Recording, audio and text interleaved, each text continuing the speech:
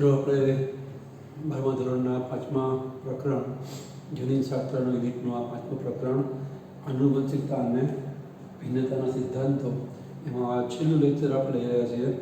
અત્યાર સુધીના જેટલા પણ આ ચેપ્ટરના વિડીયોઝ તમે બધા શાંતિ જોયા, નોંધ્યા, સમજ્યા હશે, યાદ રાખવાનો પ્રયત્ન કર્યો હશે. આજે આપણે છેલ્લા લેક્ચરની અંદર આપણે જે આની આગલા લેક્ચરમાં વાત કરી હતી એના અનુસંધાને આગળ વાત કરીએ તો આપણે આગલા લેક્ચરમાં જનીનને લગતી જે ચયાપચયી ખામીઓ છે એની વાત કરી હતી કે જનીનો છે એ દૈહિક રંગસૂત્રો ઉપર હોય, 1 થી 22 જોડ એ દૈહિક રંગસૂત્ર કહેવાય અને 23મી જોડે લિંગી રંગસૂત્રને કહેવાય, સેક્સ ક્રોમોઝોમ અને ઓટોઝોમ. તો દૈહિક રંગસૂત્ર ઉપર રહેલા જનીનમાં ખામી હોય તો એ તો સ્ત્રી કે પુરુષ બંનેમાં જોવા મળતી ખામી કહેવાય. એ આપણે ગયા વખતે સમજ્યા. એમાં આપણે કુલ 4 ખામી ગયા વખતે જોઈ હતી. PKU અથવા ફિનાઇલ કીટોન્યુરિયા, આલ્કેપ્ટોન્યુરિયા, એના પછી અવર્ણતા અથવા તો આલ્બિનિઝમ, અને એક સમજ્યા આપણે થેલેસેમિયા. થેલેસેમિયા છે અને સિકલ સેલ એનિમિયા છે. એના માટે આપણે એક વાક્ય આપ્યું છે કે જે થેલેસેમિયા છે ને એ હિમોગ્લોબિનમાં જ્યારે હિમોગ્લોબિન બને ક્રિયાને કહે હિમોગ્લોબિન સંશ્લેષણ, એ માત્રાત્મક ખામી છે. એટલે કે એની માત્રા હિમોગ્લોબિનનું પ્રમાણ ઓછું બને. એટલે થેલેસેમિયા છે એ હિમોગ્લોબિનના સંશ્લેષણ દરમિયાનની માત્રાત્મક ખામી થઈ. જ્યારે સિકલ સેલ એનિમિયા છે એની અંદર હિમોગ્લોબિન ઓછું બને છે એવું થતું નથી. હિમોગ્લોબિન જેટલું તંદુરસ્ત વ્યક્તિમાં હોય એટલું તે સિકલ સેલ એનિમિક વ્યક્તિ હોય એમાં એટલું જ હિમોગ્લોબિન હોય. એટલે એમાં હિમોગ્લોબિનની માત્રામાં કંઈ ફેરફાર નહીં થાય. આપણે એવું જોયું કે એના હિમોગ્લોબિનમાં બીટા શૃંખલામાં 6થા સ્થાને ગ્લુટાનિક એસિડની જગ્યાએ વેલાઇન નામનો એમિનો એસિડ આવે છે. એના લઈ અને એવી વ્યક્તિ જ્યારે ઓક્સિજનનું પ્રમાણ ઓછું હોય, હવા પાતળી હોય, દબાણ ઓછું હોય, એટલે કે હાઇટ ઉપર જાય ત્યારે એના હિમોગ્લોબિનનું બહુલીકરણ થાય, ઇંગ્લિશમાં પોલિમરાઇઝેશન થાય અને એ રક્તકણના કારણે ગોળાકાર છોડી દાંતરડા જેવા આકારમાં બને. એ દાંતરડાને આપણે ઇંગ્લિશમાં સિકલ કહીએ છીએ, SICKLE, સિકલ દાંતરડું. એટલે એને કહેવાય સિકલ સેલ એનિમિયાનો રોગ. એને કારણે વ્યક્તિનું પરિભ્રમણ થોડું અટકે અને એ વ્યક્તિને શ્વાસ લેવામાં તકલીફો શરૂ થાય. પણ એમાં હિમોગ્લોબિનની જે રચના છે, બંધારણ છે, એમાં ખામી છે. એટલે એ હિમોગ્લોબિનની ગુણાત્મક ખામી કહેવાય. હિમોગ્લોબિન ગુણધર્મ છે એમાં કોઈ ખામી છે, જેને લઈ અને પાતળી હવામાં કે ઓછા ઓટવાળી હવામાં એ પોતાનું બંધારણ જાળવી શકતું નથી. એટલે સિકલ સેલ એનિમિયા છે એ હિમોગ્લોબિનના સંશ્લેષણ દરમિયાન સર્જાતી ગુણાત્મક ખામી કહેવાય.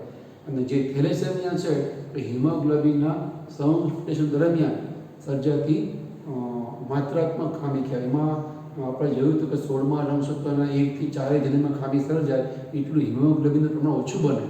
અને જો થેલેસેમિયા એ બીટા પ્રકારનો હોય તો એ 11મા જોડની રંગસૂત્ર ઉપર આવેલી એક જનીનની ખામીને કારણે, રંગસૂત્ર જોડમાં હોય જનીન પણ જોડમાં હોય, 1 કે 2માં ખામી એ પ્રમાણે હિમોગ્લોબિન વધારે ઓછું કે થોડું ઓછું બને.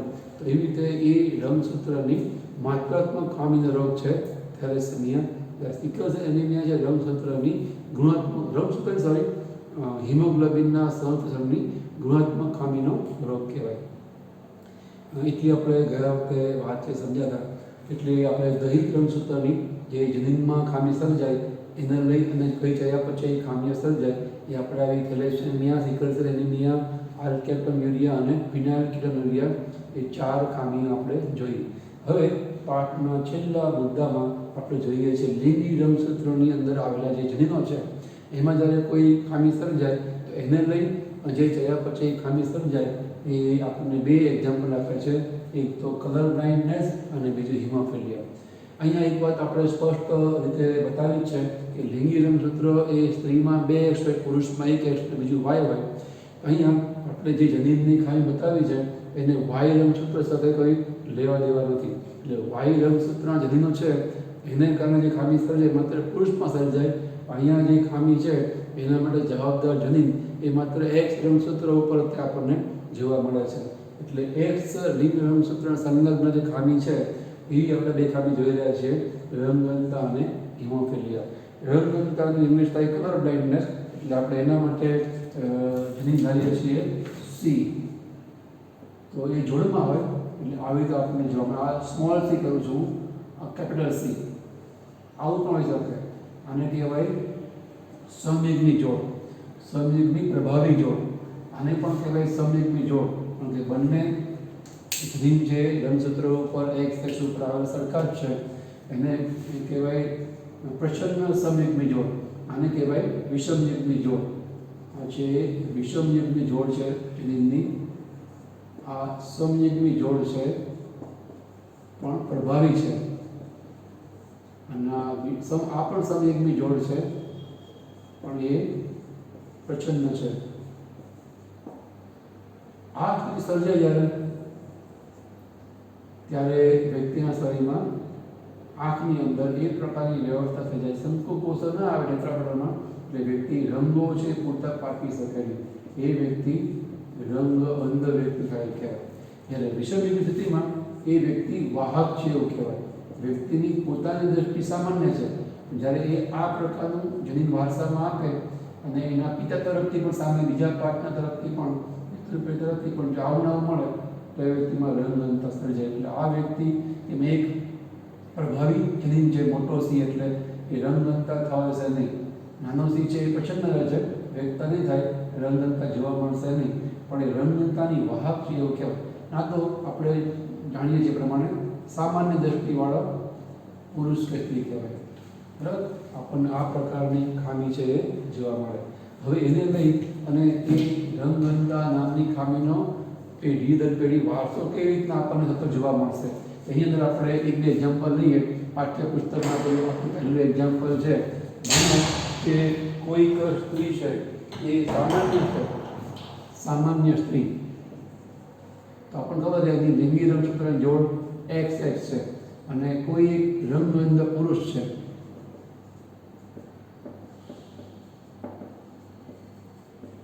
પુરુષમાં આપણને ખબર છે એવી જોડમાં એક્સ વાય રંગસૂત્ર હોય.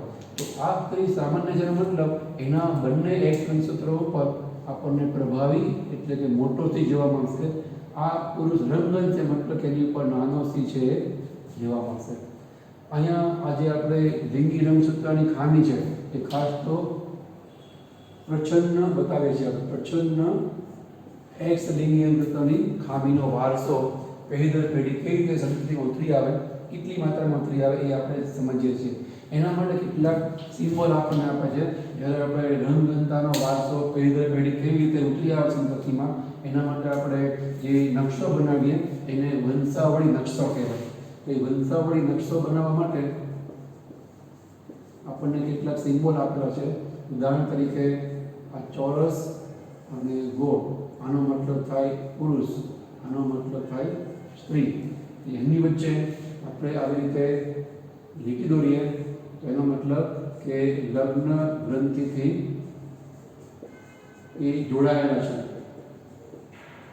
જો એ ચોરસ અને ગોળની વચ્ચે આપણે બે લાઈન દોરીએ એનો મતલબ કે એ નજીકના સંબંધી, માનો કે ભાઈ બહેન, એમની વચ્ચેના લગ્ન થયેલા છે એવું દર્શાવવા માંગે છે. એ સિવાય જો એ પુરુષ કે સ્ત્રીની અંદર આપણે આવી રીતે રેખાંકન બતાવીએ તો ડાર્ક કરી નાખીએ આવી રીતે, તો આનો મતલબ થાય કે જે તે રોગની આપણે વાત કરી રહ્યા છીએ એ રોગ બાબતે સ્ત્રી કે પુરુષ અસરગ્રસ્ત છે એવું કહેવાય. અથવા તો ઘણીવાર અહીંયા આપણે આવું બતાવીએ છીએ. સ્ત્રીની વાત કરીએ તો એની અંદર આપણે અડધું સર્કલ છે એ ડાર્ક કરીએ છીએ, તો એનો મતલબ થાય એ સ્ત્રી પોતે જે તે રોગની અસરગ્રસ્ત વ્યક્તિ નથી, પણ એ રોગની વાહક છે, carrier of so and so disease. તો એ વાહક માટે આપણે આવું બતાવતા હોઈએ છીએ. એ સિવાય ઘણીવાર આપણને આવી રીતે ચોરસ છે એ થોડું આવી રીતે ત્રાંસું બતાવવામાં આવે, તો એ ત્રાંસાને આપણે કહીએ છીએ એની અંદર આપણને કોઈ લિંગનો ઉલ્લેખ થયેલો હોતો નથી. લિંગનો ઉલ્લેખ ન હોય. આપણને ખબર છે નપુંસક સ્ત્રી પુરુષો પણ હોઈ શકે છે, તો એના માટે આપણે આવું બતાવે છે. પણ આપણા પાઠ્યક્રમમાં આપણે જે કંઈ બતાવીએ છીએ, જે કંઈ વંશાવળી નકશામાં સંપત્તિઓ, એમાં આપણે આનો ઉલ્લેખ છે આપણે કરતા નથી. તો આ પ્રકારના સિમ્બોલ્સ છે જેના આધારે આપણે જે કંઈ રોગ છે રંગહીનતાનો કે હિમોફિલિયાનો એ આપણે વારસામાં કે રીતે બતાવી શકીએ. સિમ્બોલથી આપણું કામ ઘણું સરળ થઈ જાય. આપણે વર્ણન આવું જે કરવું પડે એ કરવાની જરૂર રહે નહીં. હવે તમને ખ્યાલ આવી ગયો હશે. અહીંયા આવું બતાવી શકીએ છીએ સ્ત્રી ના છે પુરુષ. આ ક્રોસનો મતલબ જેટી પણ કરાય. ક્રોસનો મતલબ સંકરણ. એમની જ્યારે લગ્ન ગ્રંથિ જોડાય ત્યારે એમના થકી જે કંઈ સંતાન જન્મે એ સંતાન કુલ 4 પ્રકારનું. હું 4 સંતાન નથી કહેતો, સંતાન ગમે તેટલા હોઈ શકે છે, પણ સંતાન 4 પ્રકારમાં જન્મવાની શક્યતા ખરી. 2 સ્ત્રી અને 2 પુરુષો. આપણને ખબર છે કે સ્ત્રીને અંદર એક્સ હોય અને પુરુષમાં એક એક્સ અને એક વાય હોય. એ પણ આપણને ખબર છે કે જે આ પુરુષ છે એની અંદર જે વાય છે એ હંમેશા એના પિતા તરફથી તે વારસામાં મળે. સ્ત્રીમાં તો બંને એક્સ છે એટલે આ વાય પાસેથી જ મળશે. તો નહીંતર જે બીજો એક છે એને માતા ત્યાં આપે. અહીંયા માતા જે એક્સ આપશે એની પાસે બંને મોટા પી છે એટલે અહીંયા આપણને આવું જોવા મળશે. એટલે આપણે નહીં રાખીએ છીએ એટલે કે એ પુરુષ છે સામાન્ય પુરુષ કે સામાન્ય સ્ત્રી કહેવાય. અહીંયા જે સ્ત્રી છે બંને એક્સ ધરાવે છે. એક એક્સ માતા આપે તો માતા બંનેને એક મોટા સી વાળો એક્સ આપે અને પુરુષ છે નાના સી વાળો એક્સ બંનેને આપશે. એનો મતલબ કે એ સ્ત્રીઓ બંને પોતે રંગહીનતા ધરાવતી નહીં હોય. એની અંદર એક જનીન બીજા એક્સ ઉપર એ પ્રસન્ન છે એટલે બંને સ્ત્રી એને આપણે વાહક સ્ત્રી તરીકે ઓળખીએ. જ્યારે સ્ત્રી સામાન્ય દ્રષ્ટિવાળી હોય કોઈ સંતાન રંગહીન નહીં થાય, પણ સ્ત્રીઓ છે વાહક થશે. બીજા સંતાનોમાં હવે રંગહીનતા આવવાની શક્યતા ખરી. બરાબર. હવે એ રીતે આપણે બીજી એક્ઝામ્પલ લઈએ તમને ખ્યાલ આવે. સ્ત્રી વાહક છે અને પુરુષ સામાન્ય છે એટલે કે આ જે વાહક સ્ત્રી છે એ હવે આ સામાન્ય પુરુષ સાથે લગ્ન ગ્રંથિથી જોડાય તો જે સંતાન થાય એ વળી પાછા 4 પ્રકાર થવાની શક્યતા ખરી. 2 સ્ત્રી અને 2 પુરુષ. 2 છોકરાઓ અને 2 છોકરીઓ. બરાબર. તમે જો આ એક્સ આ એક્સ જોડાય કે આ એક્સ વાય સાથે જોડાય. આ એક્સ પણ આ એક્સ સાથે આ એક્સ વાય એમ શક્યતા ટૂંકમાં 4 છે. એક્સ એક્સ જોડાય તો સ્ત્રીઓ બને, એક્સ વાય જોડાય તો પુરુષો બને. શક્યતા કુલ 4 પ્રકારની છે. આપણને ખબર છે કે આની અંદર 2 એક્સ હોય, આમાં એક્સ અને વાય જોઈએ. એ પણ આપણે જોયું કે વાય છે એ પુરુષ તરફથી મળે તો વાય રંગસૂત્ર ઉપર તો આ રોગના કોઈ જન્મ છે નહીં એટલે પ્રશ્ન નથી. પણ જે છોકરાઓ છે બંને એમને જે વાય મળ્યો છે, સોરી બીજો એક્સ મળ્યો છે એ એમને માતા આપશે. તો માતામાં આપણે જોયું એક એક્સ મોટો સી વાળો છે કે નાના સી વાળો છે. પુરુષમાં ઉત્પન્ન થયેલા કુલ પૈકી 50% મોટો સી વાળો એક્સ મળશે, 50% નાના સી વાળો એક્સ મળશે. તમે જો પુરુષમાં બીજું એક્સ નથી એટલે એ એક એક્સ ઉપર નાનો સી આવી જાય પછી જણી તરત એના રંગહીનતા થઈ જાય. અહીંયા આ પુરુષ છે એ રંગ અંધ પુરુષ હશે એવું કહેવાય. એની સામે બીજી વાત કરીએ એના 2 એક્સ રંગસૂત્રો પૈકી એક પુરુષ આપે છે એ સામાન્ય છે એટલે બંનેને એ મોટા સી વાળો એક્સ આપશે. અહીંયા માતા એક સ્ત્રીને એટલે કુલ ઉત્પન્ન થયેલી છોકરી પૈકી 50% ને મોટો સી, 50% ને નાનો સી આપે. આ તો સામાન્ય સ્ત્રી કહેવાય, સામાન્ય સ્ત્રીવાળી. આમાં એક નાનો સી છે એટલે રંગગંધ છે નહીં બને પણ પોતે વાહક બનશે. તો આવી રીતે રંગગંધ સ્ત્રી જ્યારે સામાન્ય પુરુષ સાથે પરણે છે ત્યારે કુલ ઉત્પન્ન થયેલા છોકરાઓ પૈકી 50% રંગ, 50% સામાન્ય. કુલ ઉત્પન્ન થયેલી સ્ત્રી છોકરીઓ પૈકી 50% વાહક, 50% સામાન્ય. જ્યારે પુરુષ સામાન્ય હોય ત્યારે કદી પણ સ્ત્રી રંગગંધ નહીં બને કારણ કે પુરુષ સામાન્ય હોય એની પાસે મોટો સી હોય એક્સ ઉપર એ હંમેશા વારસામાં દીકરીને આપે જ તે. એટલે અહીંયા માતા તરફથી માતા ઇવન રંગગંધ હોય કે વાહક હોય પણ પિતા જ્યારે સામાન્ય હોય ત્યારે સંતતિમાં આપણને સ્ત્રીઓમાં કદી રંગગંધતા જોવા મળશે. તમને ખ્યાલમાં આવવું જોઈએ. આ પ્રકારના પ્રશ્નો આપણને પૂછાતા હોય છે. એ સિવાય હજી એક આપણને એક્ઝામ્પલ આપ્યું છે સ્ત્રી વાહક હોય અને પુરુષ રંગગંધ હોય. માનો કે આ પુરુષ રંગગંધ છે અને હવે એ લગ્ન કરે છે કે જે સ્ત્રી એ વાહક છે. આવી રીતે આ પ્રકારની વેરાયટી તમને ખ્યાલ આવે. વાહક છે એટલે એક સી મોટો હોય અને એક સી નાનો હોય. આવી પ્રકારના જે પતિ પત્ની છે એમાં પણ શક્યતા 4 થાય, 2 પુરુષ કે છોકરા અને 2 સ્ત્રી કે છોકરી. આમાં XY જોઈએ અને આમાં XX વારસામાં આવશે. બરાબર. આ જે સ્ત્રી છે એ આપણને વાહક આપેલી છે. તો હું તમને ખ્યાલ આવી જાય કે સ્ત્રીઓમાં 2 X પૈકી એક પિતા તરફથી મળે, એક માતા તરફથી મળે. માતામાં એક મોટા સ્ત્રીવાળો, એક નાના સ્ત્રીવાળો XX છે, એટલે અહીંયા એક મોટો સ્ત્રી વારસામાં આવશે અને એક નાનો સ્ત્રી વારસામાં આવશે. પિતા પાસે તો બંને નાના જ છે એટલે અહીંયા નાના વારસામાં આવશે. એને કારણે તમને ખ્યાલ આવે અહીંયા બંને નાના ભેગા થઈ ગયા સ્ત્રીમાં, એટલે આ સ્ત્રી છે એ રંગ અંધ સ્ત્રી આપણને જોવા મળશે. એ સામે આમાં એક મોટો સી છે એટલે આ સ્ત્રી છે એ વાહક જોવા મળશે. અને પુરુષમાં હંમેશા વાય પિતા આપે અને એક છે માતા આપે, તો એક મોટા સ્ત્રીવાળો અને એક નાના સ્ત્રીવાળો. કુલ બધા છોકરાઓ કે પુરુષો પૈકી 50% ને મોટા સ્ત્રીવાળો પ્રભાવી જનીનવાળો X મળે, 50% ને અછન જનીનવાળો X અંશનો વારસો મળે. તો તમને ખ્યાલ હોય કે આ સામાન્ય પુરુષ હોય, પણ આમાં એક જ સી છે X ઉપર, એટલે રંગઅંધ પુરુષ આપણને જોવા મળશે. તો તમે જો કે જ્યારે સ્ત્રી વાહક હોય, પુરુષ રંગઅંધ હોય, ત્યારે પુરુષની રંગઅંધતા છે એ સામે સ્ત્રી રંગઅંધ હોય તો એ સરખા ભાગે ક્રિયા. કુલ 15 છોકરાઓ પૈકી 50% છોકરાઓ રંગઅંધ છે અને કુલ 15 છોકરીઓ પૈકી 50% રંગઅંધ છે. હવે તમે વિચારો કે અહીંયા આ સ્ત્રી વાહકના આપણે સામાન્ય હોય, તો સામાન્ય સ્ત્રી હોય એ બધા બતાવીને બંને સી મોટા હોય, એટલે વળી આ જેવું તે થઈ જશે. બરાબર. તો બંને રંગઅંધ હોય તો જેટલા પણ સંતાન છે બધામાં આપણને રંગઅંધતા છે એ જોવા મળશે જ. કારણ કે સ્ત્રી રંગઅંધ હોય અને પુરુષ રંગઅંધ હોય, બંને પણ નાનાથી છે, બધા સંતાનમાં રંગઅંધતા જોવા મળે. તો હવે તમને ખ્યાલ આવે વિવિધ પ્રકારની વેરાયટી. એમાં આપણને કોઈ વખત ન્યુમેરિકલ એટલે કે દાખલાના રૂપમાં આવા પ્રશ્નો પૂછાતા હોય છે કે રંગઅંધ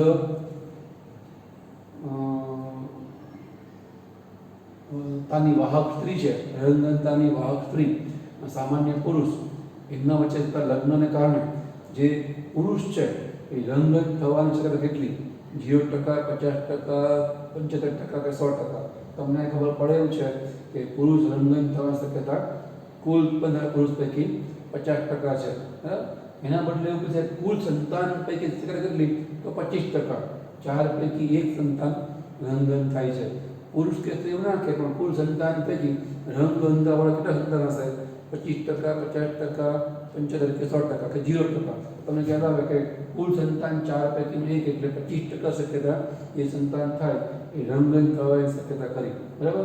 અને એના બદલે એવું આપણને આપે કે માતા સામાન્ય છે અને પુરુષ કે પિતા રંગઅંધ છે, એમના સંતાનમાં સ્ત્રીઓની રંગઅંધતાની શક્યતા કેટલી? અથવા તો સંતાનમાં રંગઅંધતાની શક્યતા કેટલી? 0%, 25%, 50% વધારે. તમને ખ્યાલ આવે કે માતા પોતાના 2 X પૈકી એક સ્ત્રીને, છોકરીને અને એક પુરુષને, છોકરાને આપે જ છે. એનો મતલબ કે એ કદી પણ કોઈ સંતાન રંગઅંધ થવાના નહીં. પુરુષ ભલે રંગઅંધ હોય અથવા તો રંગઅંધ ના હોય, પણ સ્ત્રી જ્યારે સામાન્ય છે ત્યારે હંમેશા કોઈ સંતાન રંગઅંધ થાય નહીં, કારણ કે દરેક સંતાનને ઓછામાં એક X સૂત્ર એ માતા આપે જ છે. અને માતા એ સામાન્ય છે, બંને પાસે પ્રભાવી મોટા સી છે, રંગઅંધતા નહીં થવામાં જવાબદાર એવું સી છે. દરેક નહીં તો એવું સી વારસામાં મળે તો આપણને છોકરા સમજ કોઈ પણ રંગઅંધતાવાળા જોવા મળશે નહીં. રંગઅંધતા શક્યતા સામાન્ય સ્ત્રી હોય તો પુરુષ પછી ગમે તે સામે તો એ શક્યતા 0% થઈ ગયા. હા, વાહક ઉત્પન્ન થાય રંગઅંધતાના વાહક સંતાનો, પણ એમાં રંગઅંધતા આપણને જોવા મળશે નહીં. તો આવી રીતે આપણને ઘણી વખત આંકડાકીય રીતે પણ પૂછતા હોય છે કે ફાધર મધર રંગઅંધતા બાબતે આવી રીતે વાહક હોય કે અસરગ્રસ્ત હોય કે સામાન્ય હોય, એક વાહક છે એક વાહક સામાન્ય છે, તો શક્યતા સંતાનમાં કેટલી કે છોકરાઓ શક્યતા એ રોગ આવવાની કેટલી? તો તમને મોઢે આવે તો ઠીક છે, ના હોય એકાદું ભણતા હોય ખબર ફટાફટ અને ચાર્ટ દો એના ઉપર તમને ખ્યાલ આવી જાય. તો તમારે એક જ ટાઈપ બનાવવું પડે. આ માહિતી તમને આપી જ હોય છે, એના તમને ખ્યાલ આવી જાય. બરાબર. થોડુંક અઘરું બનાવવા માટે ઘણી એવું કરતા હોય છે કે સ્ત્રીની માહિતી ના આપે. એક સ્ત્રી એવા રંગઅંધ પુરુષને પરણે છે, એક સ્ત્રી કે જેના ફાધર એ રંગઅંધ છે અને મધર છે, આપણે બતાવ્યું ફાધર રંગઅંધ છે અને મધર વાહક છે. એવી સ્ત્રી જ્યારે રંગઅંધ પુરુષને પરણે તાર સંતાન શક્યતા કેટલી, તમારે આવી રીતે એ સ્ત્રીનો પણ ઉપર નકશો બનાવીને જોવું પડે. તો ટૂંકમાં હવે તમને ખ્યાલ આવે કે રંગગનતાનો વારસો કેવી રીતે એ સંતતિમાં ઉતરી આવે છે, કેટલી માત્રામાં ઉતરી આવે છે. તો આ થઈ રંગગનતાની વાત. એમાં છેલ્લી વાત આપણે એકદમ સ્પષ્ટપણે તમને ખ્યાલ આવી ગયો છે સમજો કે ધ્યાનમાં લેવાની કે સ્ત્રી જે વાહક છે એમ જે તે રોગનો પુરુષ છે વાહક હોઈ શકે નહીં. કારણ કે આ રંગગનતા રોગ માટે જવાબદાર જનીન એક્સ રંગસૂત્ર ઉપર છે. એટલા માટે એક્સ રંગસૂત્ર સ્ત્રીમાં 2 છે. તો સ્ત્રીઓમાં એવું બને કે બંને ઉપર રંગગનતા જનીનો હોય, બંને ઉપર ના હોય, એક ઉપર ના હોય, એક ઉપર હોય ને એક ઉપર ના હોય, એવી રીતે આપણે વાહક ગણીએ છીએ. એક ઉપર રંગગનતા માટે જવાબદાર જનીન નથી, એક ઉપર છે એને આપણે વાહક ગણીએ છીએ. ત્યારે પુરુષની અંદર એક્સ રંગસૂત્ર એક જ છે, એક્સ વાય પૈકી એક જ એક્સ રંગસૂત્ર છે. કે એની ઉપર તો રંગગનતા માટે જવાબદાર જનીન ન આવે અથવા તો આવે. એની અંદર આપણને કદી પુરુષમાં આપણે આ પ્રકારનું દ્રશ્ય છે કદી બતાવવાનું થાય નહીં. એક્સ સંલગ્ન પછીન જનીનના વારસા માટે પુરુષ છે એ કદી વાહક થઈ શકે નહીં. વાહક છે એ સ્ત્રી હોય. રંગગનતા માટે આપણને એક એક્ઝામ્પલ આપ્યું છે, વિક્ટોરિયા જે રાણી છે એના 9 સંતાનને રંગગનતા હતા, કારણ કે એ રંગગનતાની પોતે વાહક હતી. સ્ત્રી એ રોગની વાહક હોય, પોતે દ્રષ્ટિ સામાન્ય ધરાવે, એને દ્રષ્ટિમાં કોઈ ખોટ કાપડ ના હોય. રંગગનતા પણ સંતાનને નાનોથી વારસામાં મળે તો રંગગનતાવાળા ઘણા સંતાન કે છોકરાઓ છે ઉત્પન્ન થઈ શકે. તો આ જે રંગગનતાની ખામી છે એને કયા બાબત ધ્યાનમાં રાખવાની કે રંગગનતા બાબતે પુરુષ કદી વાહક ના હોય, સામાન્ય હોય અથવા તો અસરગ્રસ્ત હોય. સ્ત્રીમાં આપણને 3 વેડ જોવા મળે, સામાન્ય, વાહક અને અસરગ્રસ્ત, એટલે કે રંગગનતા મળે. એમાં વાહક જોવા મળે, પુરુષમાં જોવા ના મળે. બીજું આના ઉપરથી આપણને એક બાબત એક ખ્યાલમાં આવે કે રંગગનતા એ સ્ત્રીઓમાં ભાગ્યે જ જોવા મળે. તમે જો આટલા બધા પ્રકારની વેરાયટીમાં એક કિસ્સામાં સ્ત્રીમાં આપણને રંગગનતા જોવા મળે છે. એનું કારણ શું? એનું કારણ એ જ કે એની અંદર 2 એક્સ છે સ્ત્રીમાં, પુરુષમાં 1 એક્સ છે. એ સ્ત્રીમાં 1 એક્સ ઉપર કદાચ જો પછન જનીન રંગગનતાનું આવે તો પણ બીજા એક્સ ઉપર પ્રભાવી જનીન હોવાના કારણે એ નાનું એક્સ રંગગનતાનું એક્સ એ વ્યક્ત થઈ શકે નહીં. એની ઉપર તો 2 એક્સ ઉપર 2 નાના સી આવે, પછનના જનીન આવે રંગગનતા ઉત્પન્ન કરવા માટેના, તો જ રંગગનતા ઉત્પન્ન થાય. એટલે એની અંદર 1 એક્સ ઉપર સી આવે એને 2 ઉપર શક્યતા ઘણી બધી ઘટી જાય. એટલે રંગગનતા આપણા સમાજમાં સ્ત્રીઓમાં ભાગ્યે જ જોવા મળે. એની સામે જે પુરુષો છે એમાં 1 જ એક્સ હોય, બીજું તો વાય છે. 1 એક્સ ઉપર સી આવે તો રંગગન બને, મોટો સી એટલે રંગગન ના બને. એટલે પુરુષમાં 1 જ એક્સ હોવાના કારણે આ રોગ થવાની શક્યતા એ રોગ વ્યક્ત થવાની શક્યતા વધારે છે. એ રંગગન પુરુષો આપણને વારંવાર જોવા મળે કે ફ્રીક્વન્સીની આવૃત્તિ વધારે હોય, એનું પ્રમાણ છે પુરુષમાં વધારે જોવા મળે. ત્યારે સ્ત્રીઓની અંદર પ્રમાણ આપણને ઘણું બધું ઓછું જોવા મળે, કારણ કે એની અંદર 2 એક્સ છે એટલે 1 એક્સ ઉપર વારસામાં આવે તો પણ બીજા એક્સ ઉપર રહેલા પ્રભાવી જનીનને કારણે એમાં આપણને ખામી દેખાશે નહીં. અહીંયા 2 વાત ખાસ ધ્યાનમાં રાખવાની. એવી ને એવી બીજી ખામી છે એ છે હિમોફિલિયા. હિમોફિલિયા છે એ જોઈએ પહેલાં બીજી વાત પણ યાદ આવી, એ આપણે કહી દઈએ કે રંગગનતાની જેમ જ જે સમાજમાં ટાલિયાપણું છે, બાલ્ડનેસ, માથા પર વાળ નહીં હોવા, એ ટાલિયાપણું એ પણ પુરુષોમાં વધારે જોવા મળે. ટાલિયાપણું એ સ્ત્રીઓમાં ભાગ્યે જ હોય. પણ એના માટે જવાબ જનીનો છે એ દૈહિક રંગસૂત્ર ઉપર હોય છે. અહીંયા આપણે વાત કરીએ લિંગી રંગસૂત્ર એક્સ ઉપર રહેલા પછન જનીન, કલર બ્લાઇન્ડનેસ, નાનો મોટો સી, એના ઉપરથી આપણે નક્કી કરીએ કે વારસામાં રંગગનતા આવશે કે નહીં. પણ આ જે ટાલિયાપણ ઉત્પન્ન થવું એના જવાબ જનીન તો સ્ત્રી પુરુષ બંને દૈહિક રંગસૂત્ર ઉપર હોય. અને દૈહિક રંગસૂત્ર બંને સરખા જ છે, સંખ્યામાન પ્રકારમાં સરખા જ છે, છતાં પણ ટાલ ઉત્પન્ન થયું એ લક્ષણ પુરુષોમાં આપણને વધારે પ્રમાણમાં જોવા મળે, સ્ત્રીઓમાં એ ભાગ્યે જ જોવા મળે. એનું કારણ કે ટાલ ઉત્પન્ન કરનારા જનીનો જે બંનેને વારસામાં સમાન માત્રામાં મળ્યા છે એ જાતીય અસ્ત્ર અનુભવે છે. પુરુષોમાં રહેલા નર જાતીય અંતઃસ્ત્રાવ એન્ડોજન્સને કારણે અભિવ્યક્ત તરત થઈ જાય છે. એટલે આપણને ટાલિયાપણું એ પુરુષોમાં વધારે પ્રમાણ જોવા મળે. જ્યારે સ્ત્રીમાં નર જાતીય અંતઃસ્ત્રાવ ના હોય, એમાં માદા જાતીય અંતઃસ્ત્રાવ હોય, તે ઇસ્ટ્રોજન પ્રોજેસ્ટેરોન. તો નર જાતીય અંતઃસ્ત્રાવ ટેસ્ટોસ્ટેરોન ન હોય, એમાં વારસામાં આવ્યા હોય તો પણ ટાલ ઉત્પન્ન કરવાના જવાબ જનીન જે વારસામાં આવ્યા છતાં પણ વ્યક્ત થશે નહીં. તો આવી રીતે ટાળવાળીથી ભાગ્ય જોવા મળે. ટાળવાળા પુરુષો આપણને પ્રમાણ વધારે જોવા મળે. એનું કારણ દૈહિક રંગસૂત્ર ઉપર જનીનો એ જાતીય અસર અનુભવે છે. એ અહીંયા સ્ત્રીઓમાં રંગગનતા ભાગ્યે જ જોવા મળે. એનું કારણ જુદું છે. અને 2 એક્સ છે પુરુષોમાં રંગઘનતાનું પ્રમાણ વધારે હોય સ્ત્રીઓ સાપેક્ષે, એનું પણ એક જ એક્સ છે.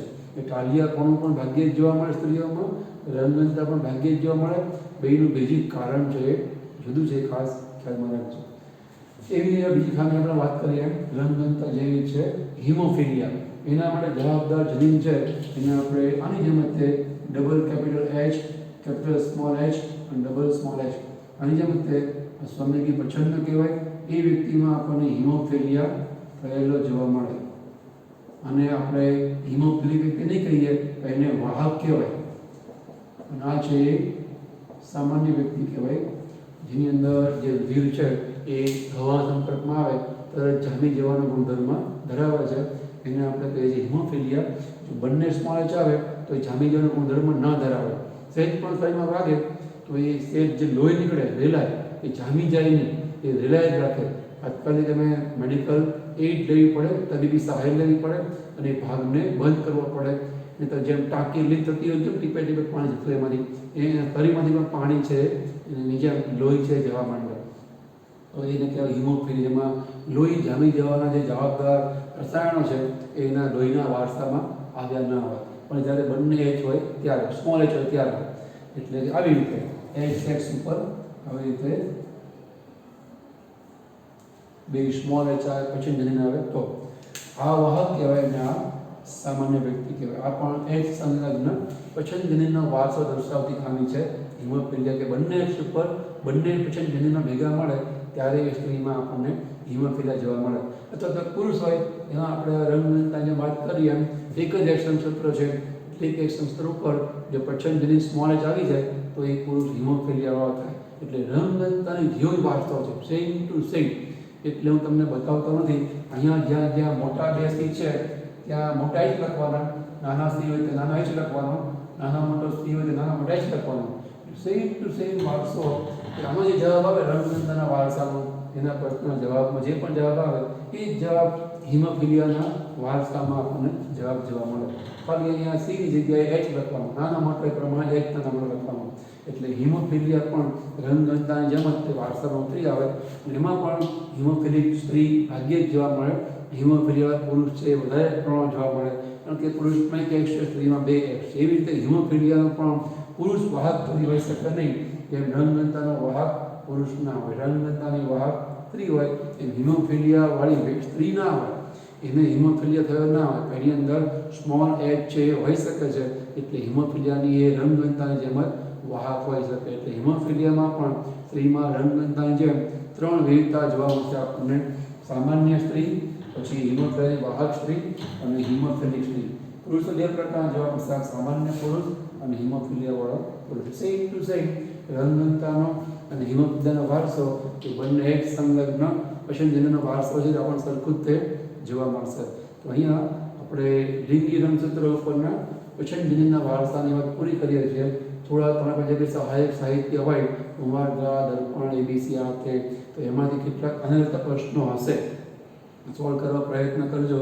એમાં કંઈ ડાઉટ હોય તો તમારા શિક્ષકનો સંપર્ક કરી શકો છો. અને આને જે બરાબર છે બરાબર એને ઘૂંટીને તૈયાર કરજો. આના વધારે ઘણીવાર નીટની અંદર તેના પ્રશ્નો છે પૂછાયેલા છે.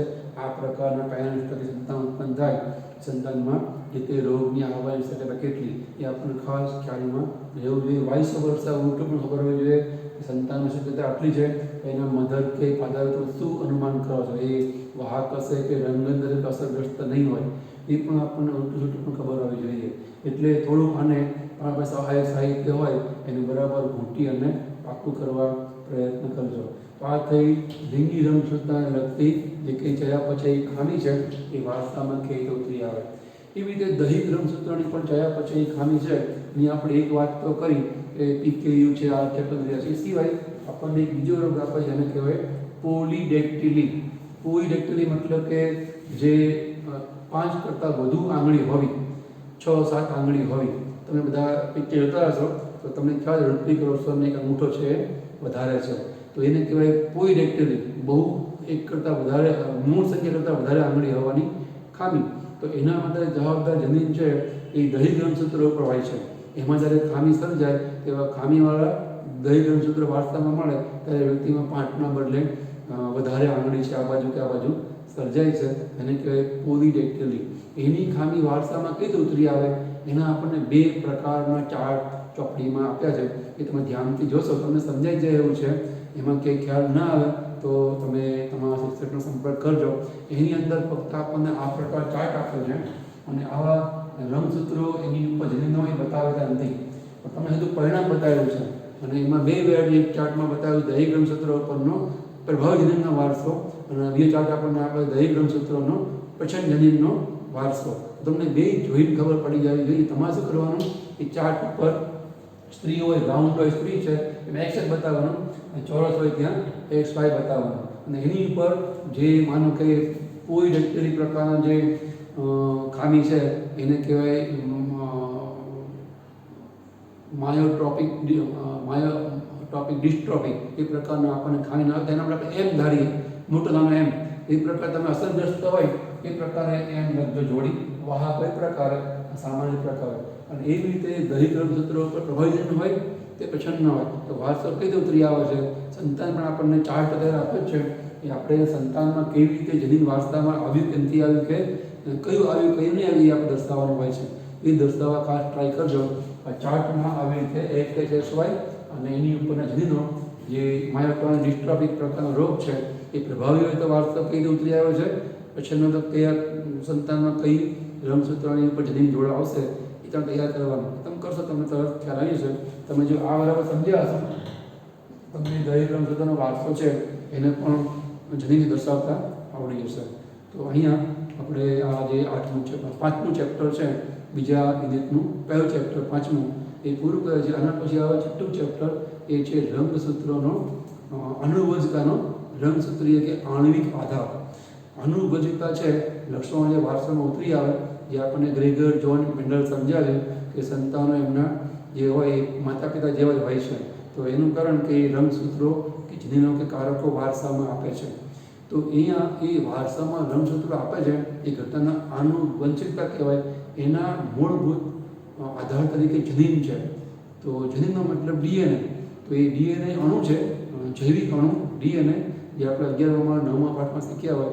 તો એનો આપણે આણ્વિક આધાર એટલે કે DNA છે એની વર્તણૂક, એની રચના, એના વિશે આપણે કેટલું મેટર શીખવાનું છે. તો એ આવતા ચેપ્ટરમાં, આવતા લેક્ચરમાં આપણે આ જે નેક્સ્ટ ચેપ્ટર છે 6મું આનુવંશિકતાનો આણ્વિક આધાર એની વાતો કરીએ. અહીંયા આપણે અટકે છે. દર વખતે જેમ ફરી આવી રીતે 2-3 ચાર્ટ દોરી તમને લાગે તો અમુક એના મુદ્દા ટપકાવી. મેં તમને ફક્ત મૌખિક વાતો કરી છે, પણ ચાર્ટ હોય તમે થોડું ઘણું વર્ણન લખી રાખવું. જે લોજિક હોય કે પુરુષોમાં કેમ ઓછું વધારે જોવા મળે છે પ્રમાણ, એ થોડું નોંધી અને જેના કારણે જ્યારે તમે જુઓ ચાર્ટ ત્યારે તમને સમજાય. અત્યારે તમને લાગશે કે સહેલું છે, સમજાય છે એનું નોંધવાનું, પણ 6 મહિના પછી એવું બને કે ફિઝિક્સ કેમિસ્ટ્રી આગળ ચાલે, માનો કે સ્કૂલ ખોલે, તમે પ્રેક્ટિકલ્સમાં પડી જાઓ તો એ વખતે પછી ભૂલી જાય ત્યારે શું મતલબ થાય. તમે ચાર્ટ આવડે પણ જ્યાં લોજિક હોય, તર્ક હોય, આ તમે ભૂલી જાઓ. સ્ત્રીઓમાં ભાગ્યે જ જોવા મળે. થોડીક મુદ્દાની નોંધ કરી સરસ આ પાઠનો આખો મેળ કરજો. અને જ્યારે પણ ટેસ્ટમાં પણ તૈયાર કરી ટેસ્ટ પર ટ્રાય કરજો. અહીંયા આપણે અટકે છીએ. હવે નેક્સ્ટ ટાઈમ આપણે 6થું લેક્ચર જનીનશાસ્ત્રનું છે એની વાતો કરશું.